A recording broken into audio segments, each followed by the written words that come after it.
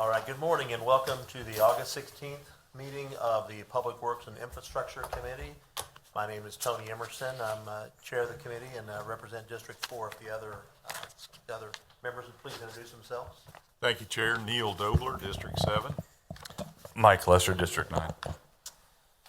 All right, we also have the city manager here as well as members of staff and Mr. Copley, our Public Works / Utilities Director. So, good morning, everyone. First item of business is to approve the minutes from the June 27th meeting. Do I have a motion? So moved. Second. Okay, have a motion, a second to approve the minutes. All in favor say aye. Aye. Aye. Aye. All right, that carries 3-0. Our big item this morning is the Uptowner parking garage discussion, and I know the city manager contacted me, I guess, yesterday. That's something you wanted to propose on that. Thank you, Chair and other council members.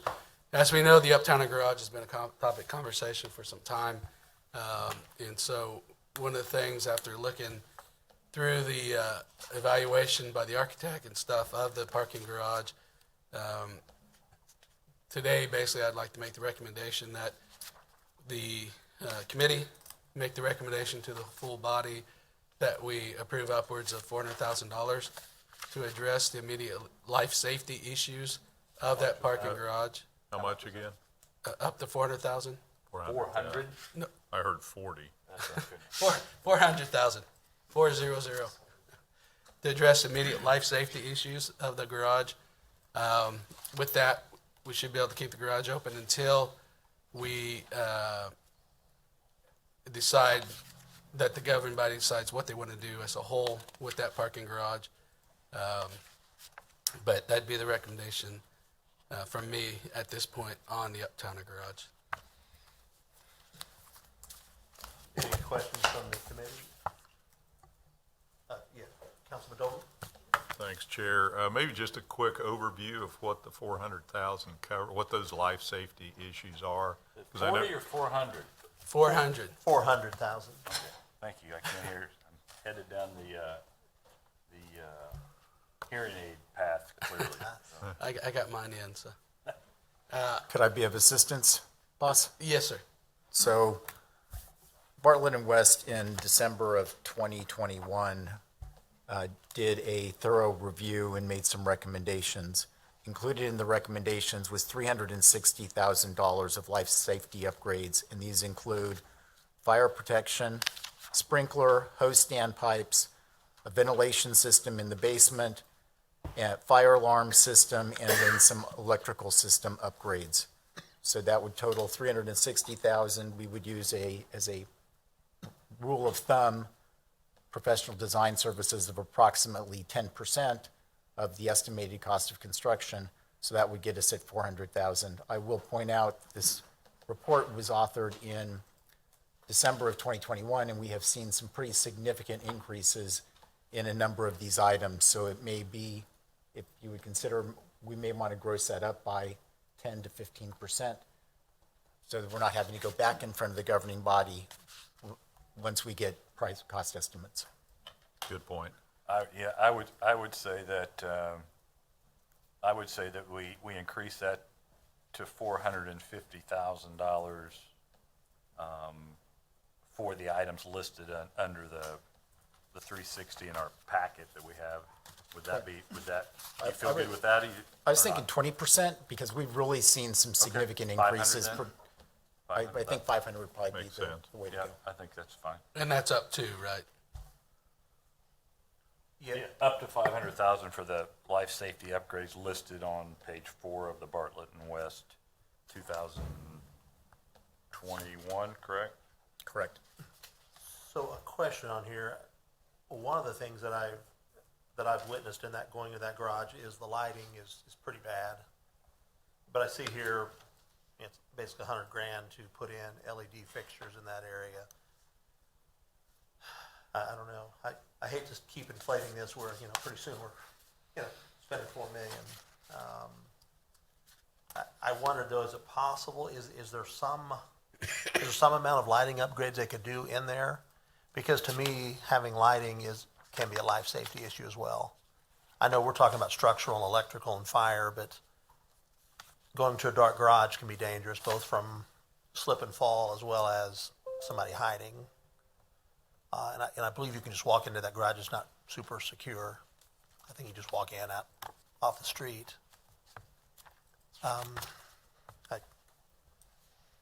Well, I think lighting issues can be addressed somewhat. And I think that's part of with the overreach that we're talking, that there should be some, able to address some of those lighting issues. Okay. So if we do up to 500,000, there might be some room in there, maybe not the entire lighting package of the whole thing, but replace some old fixtures with new, high output LEDs. Let me. Sure, go ahead. Mr. Chair.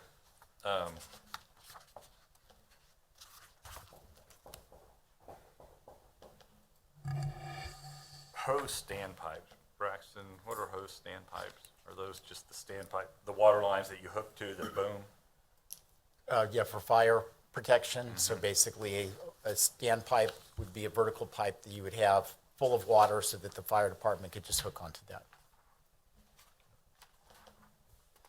And then we're looking at sprinkler in the garage as well.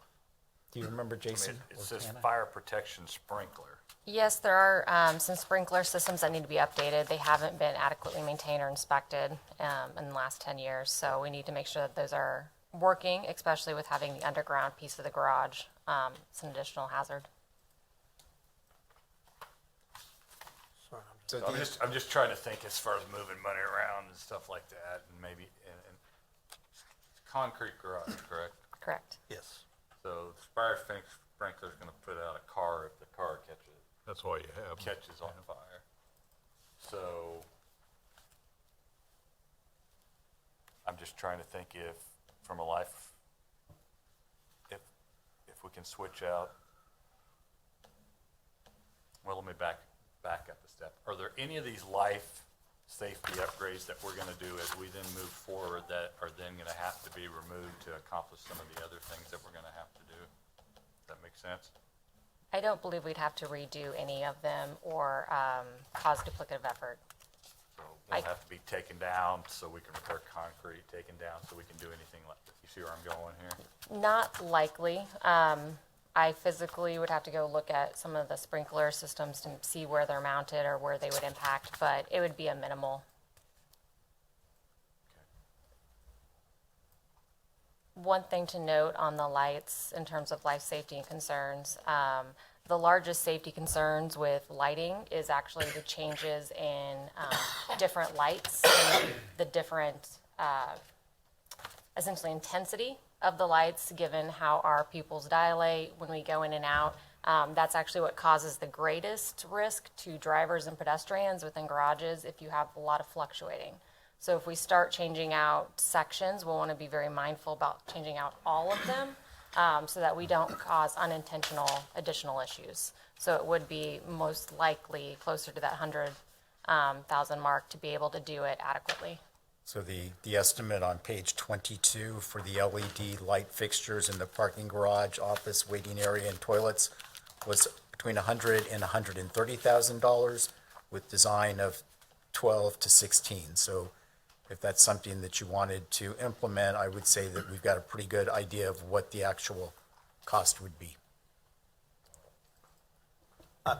To me, we used to do a lot of stuff with Evergy in their parking garage, and it made a huge difference when they put those in.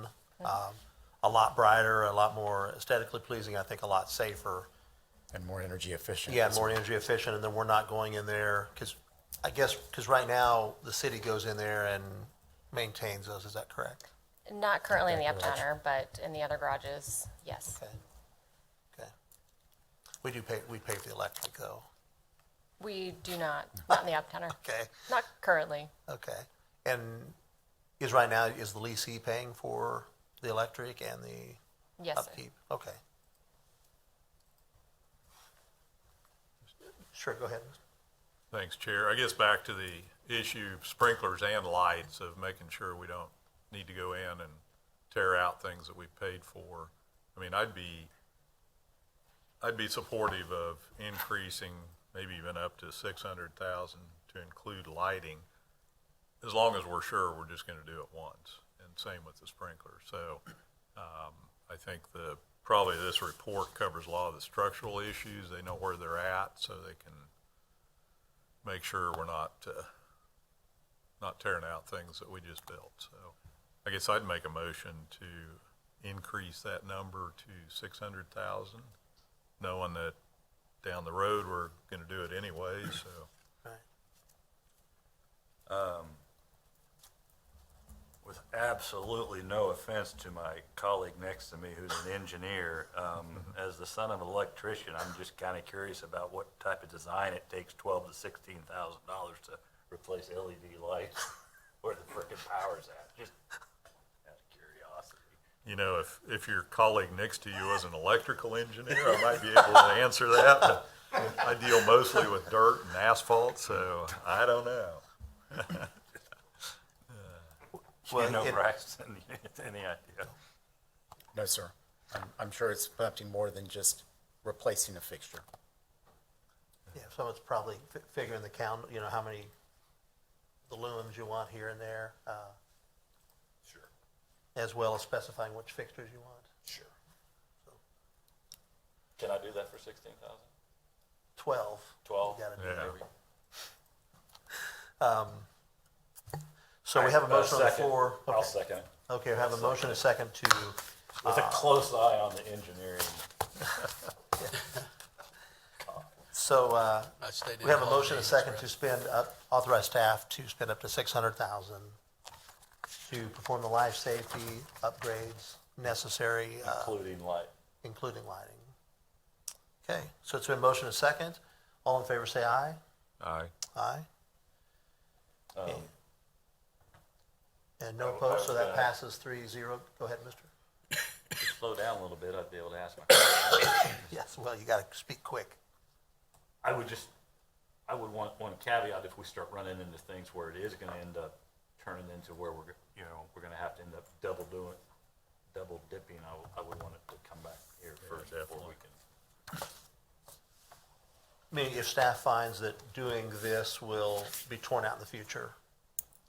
I understand we have a cap of the 600,000, I understand that, but if then we reach to a point where it's like, okay, we're taking out, rather than, it costing whatever it was for the lighting, 100 to 130,000, and then we realize we have to rerun all new electrical lines, and so I don't want us putting those up and then having to I don't want to duplicate having to do something if we reach a point where like, oh shit, we didn't realize that we found this, nobody's been in it for X amount of time, and if we do this, we're gonna have to come back and do this, It's kind of like when you tear into a building sometimes, you find things that you weren't prepared that you're gonna find, and then you gotta go back and do it again. That's not making sense? No. You don't want them to do anything now that will have to be torn out later, or, What we're being told is in this figure is the things that were being done are not gonna be affected by any of the future Yes. items that we have to Yes. do to repair the Right. building. So I don't wanna come back and told, hey, we have to now take all the lights back down because we didn't recognize we found this. So Sure, I don't sure. wanna be in that, I don't wanna catch ourselves in that situation, right? regardless of what the. Yeah, and I guess that we'd have to leave it up to the judgment of staff to. Which is fine, which is fine, I just would want that. We will be sure to validate before we start construction. Do you Once we understand what have, yeah.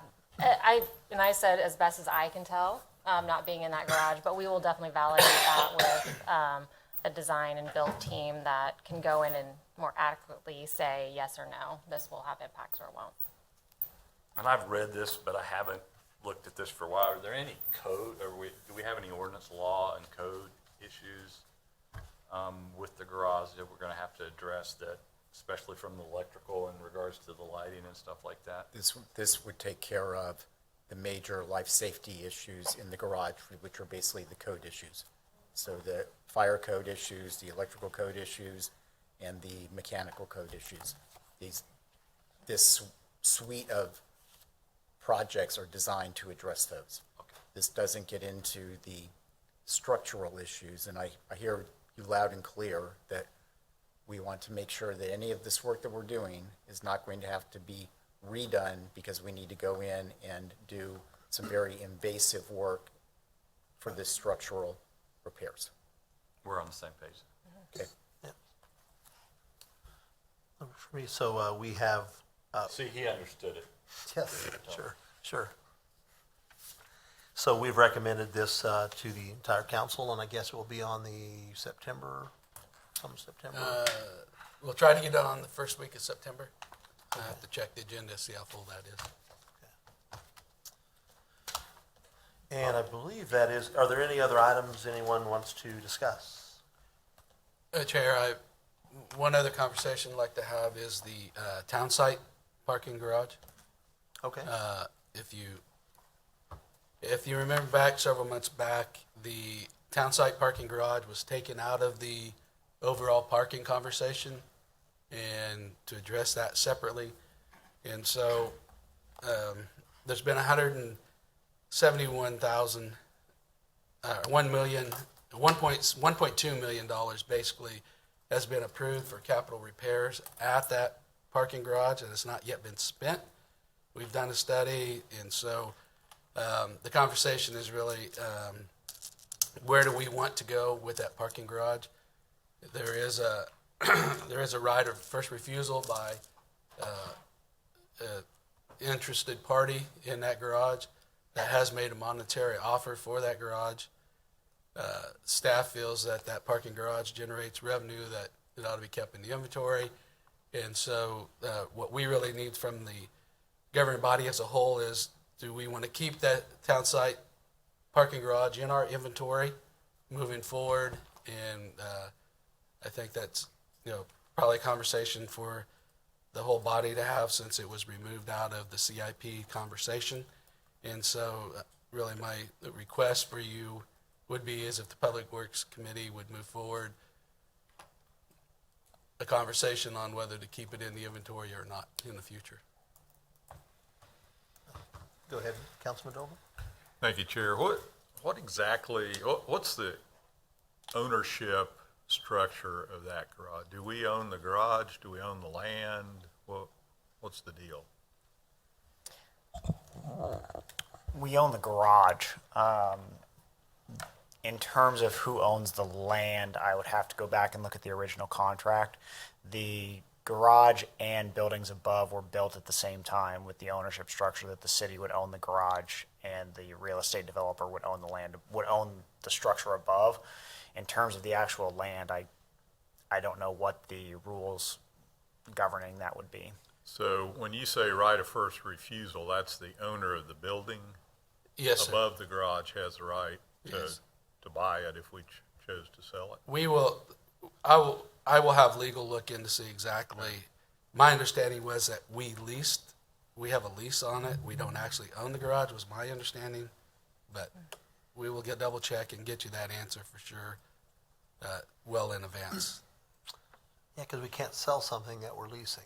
I mean, I guess you could convey the lease, but We can sell, I believe at the last time it came up, the city attorney reviewed it, we can sell it, but they would have a right to make a reasonable offer at any time that we chose to sell it. So there are provisions that the owner of the building above could match or make an offer if we chose to sell.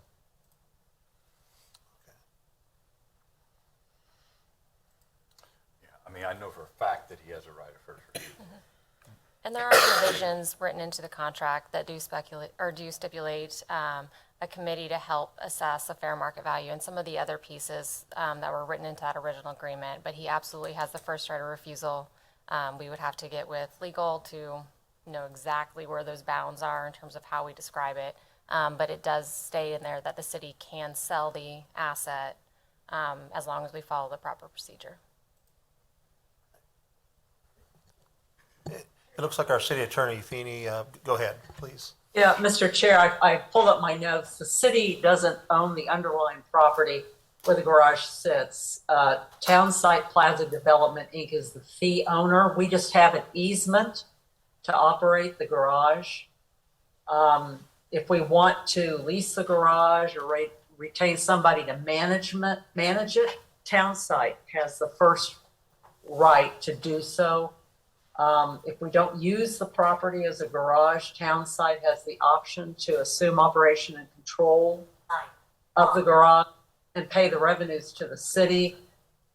If we stop operating the garage, town site does have the option to purchase it for fair market value.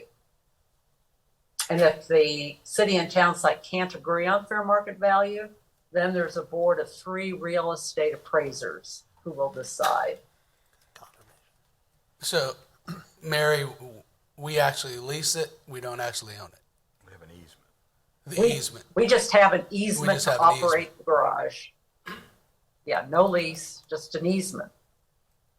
But do we own the structure or not? Mary, No, we do, Oh. no. Oh, you mean the garage structure? Yeah. Yeah, I understand the land portion, it's a land lease, but do we own the structure, the 2 or 3 floors where you park cars?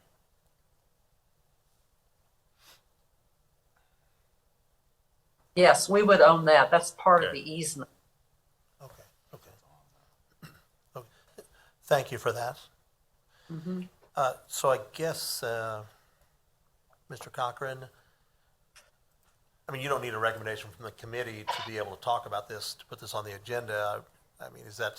what- Right, we can put on the agenda, the conversation really is, we just kind of need a sense of direction. Do we want to, are we focusing on keeping it in the inventory and going to move forward with that idea? Or is that something that we want to look at removing it from the inventory?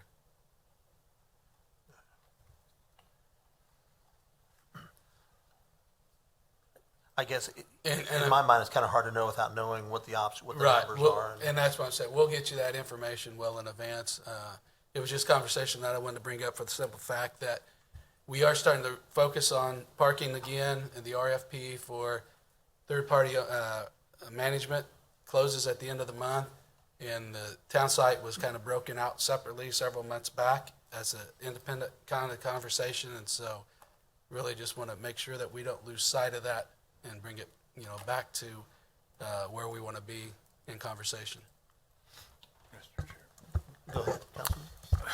Yeah, I think the point for us to discuss on whether we make a recommendation to have it added as a discussion item, at least to the council agenda, is, we're reaching the point where I know I'm getting calls from tenants as well as we have to reach a point where we either make a decision that we're going to move forward and get the repair started because of the condition of it and because of the safety of that garage, or we have to make a decision whether we're going to go out to put it for sale, to obtain bids to sell it to, who the highest bidder is, at which time then the current owner will have an option of a right of first refusal to match that offer if it's not his. So I guess we've got to move one way. We've got to start moving one way or the other, and because it's starting to. He's at 75% occupancy now, as well as event space that many nonprofits are having events in the building and such. So that becomes parking and safety and all those type of things. So I guess I would make a motion that we move to the body of discussion item of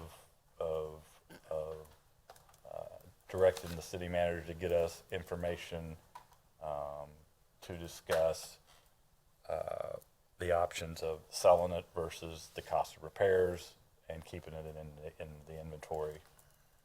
And Chair, for clarification purposes, the vertical parking garage is not in the conversation. It's the parking garage that is actually underneath the plaza itself. Yeah, the owner owns the parking garage to the north. the vertical. Oh, okay, on the north side of the Yeah, tower. that- Okay, sure, that's sure, his. sure. So we can't sell that one. Yes, sir. So I guess, we have a motion to okay. We have a motion to ask the city manager to put that on the agenda, future discussion agenda. And we don't really even have to have a motion and a thing. Can we just tell you? No, we'll just put it on the agenda. Yeah, and I think we will- want to direct him, though, to provide us, to prepare information on both the cost of keeping it in the inventory and what that's going to cost and what we have to do to do it. And then I would certainly think we can come up with some type of expectation of what the market value of it is, and then that being part of what comes to us from a package standpoint to evaluate. So the motion is to ask city manager to put this on the agenda as a discussion item, as a presentation. Yes. Okay, I'll second that. Okay, well, we have a motion and a second. All in favor, say aye. Aye. Aye. And do you have any questions about that? No, sir. Okay.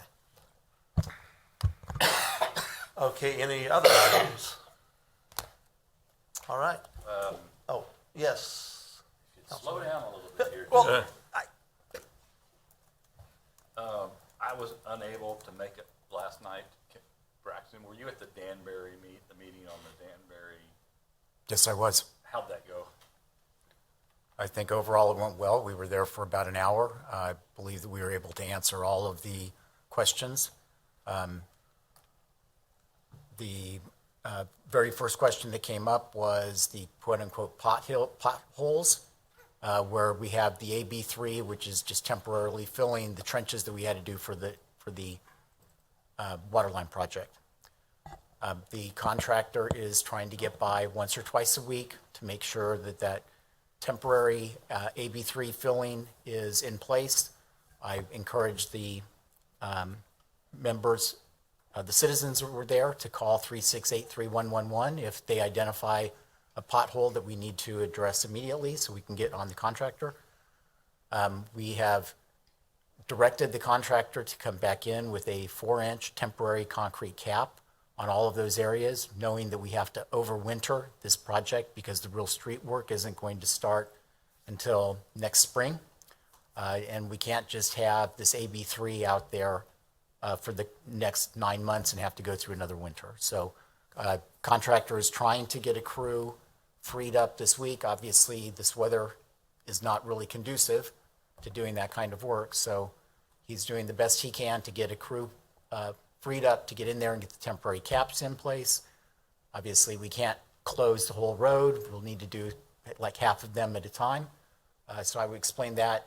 For the most part, I think that tended to satisfy the people that we do have a plan. It's just a matter of getting that into effect. We did go through and explain that this fall's work was going to start in, I want to say, September. For the stormwater work, that's what we're going to be doing this fall, and it will go until early November is what we're slated for, and then the vast majority of the work, which will be the removal and replacement of the pavement, we're going back with concrete again, will be for the entire construction season next year. We explained that we have to do half at a time so that we can leave one lane open so people can get into their houses. We're going to make the access on Yorkshire and Danbury, it's going to be one way all the way around the circle, if you will. And then once we get half of it done, then we'll change and then we'll make it one way the other direction to be able to get in. We will have another meeting next spring prior to starting that, just as a refresh, so that, because that's going to be the biggest impact. And then we, of course, explained to people that if they had a condition such as a resident in a wheelchair, that we needed to know so that we can make provisions to be able to get them temporary access into their drive. Whereas an able-bodied person, the expectation would be they park on the street and then basically walk in during the period of time that we have to do their drive approach. So, and we will do drive approaches last. We'll do the major runs of curb and gutter and pavement, and then we'll do the drive approach, and we walk through the timing on that in terms of demolition, forming, construction, and cure. You're looking at, worst case scenario, approximately 20 days.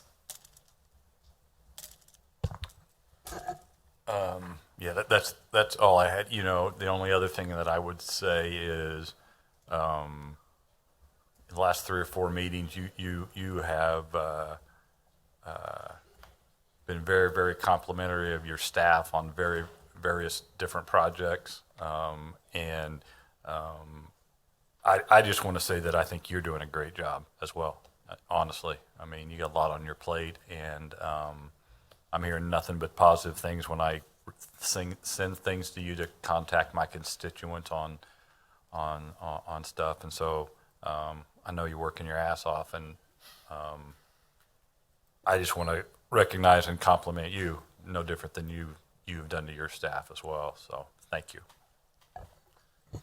And Councilman, for the millions of viewers who are not familiar with this project, this is the area north of the zoo, basically north of Gage Park, right? The neighborhood there to the west? This would be the Prospect Hill subdivision, Okay, and thank you for that. which is yes. Thank you. Thank you. And Councilman Dober, now you have something. Go ahead, please. Yeah, we're not going to get out of here that easy. I just wanted to follow up on the discussion we had at the council meeting last week about potentially looking at development opportunities and how they're handled in the city of Topeka, and I think the discussion was to put that into this committee. I just wanted to make sure that would be perhaps on the next meeting in September on the agenda. I think it'd be good if we could start out with some background from staff, perhaps what the process looks like now. And I don't really want to turn this into let's beat up on planning staff. I think it's an opportunity to have a positive discussion with the developer community, with folks that do work here, as well as with staff to figure out how to perhaps streamline the process, see what kind of obstacles are in the way of both parties, and see if we can come to a resolution. So just, that's all I had. Thank you, Councilman Dober, and I agree, and I know Director Finder is here, so I will be getting with him in the next couple of weeks to start planning that, our next Great. meeting, so. Excellent. Thank you. So now, anything else? I would just like to thank Public Works for the 45th Street project. They got that knocked out real quick, and I know a lot of neighbors in that area appreciate it because that was really inconvenient. You had to go all the way to Burlingame or all the way to Gage and around. So they were very appreciative that it was knocked out in 5 days. So thank you. Okay, I hate to ask, but is there anything else? Nothing here. Okay, so we are mercifully then adjourned. Thank you. Mercifully.